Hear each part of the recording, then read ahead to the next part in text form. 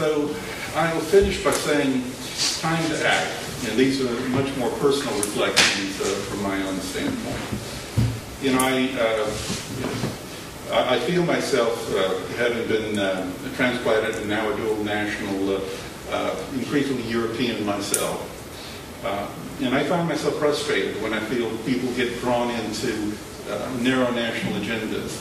We've got tremendous resources in Europe, but they've got to reach across borders. And it means using the programs to foster.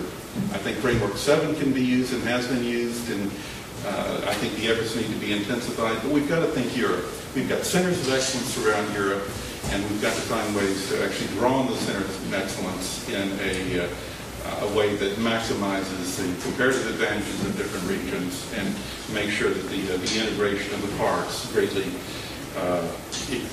exceeds, or the sum of the parts greatly exceeds the individual components.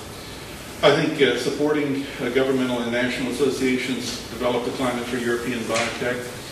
Again, a very personal reflection. I'm a manager of an SME. I always find it extremely difficult to carve out the time as a CEO of a small biotech company to spend time at the European level. But I feel it's a fundamental responsibility of people in the sector. You've got to spend the time. European institutions do count.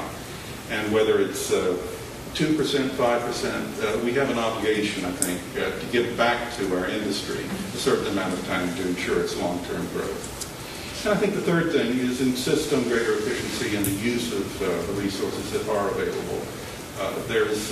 And I don't think that you'll find a great deal of resistance from those people that are involved in these institutions.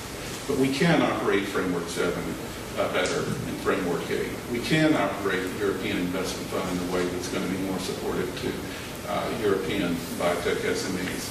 But it's a matter of active rather than passive involvement to ensure that these institutions work in a way that's going to ensure a long-term and sustainable biotech in Europe.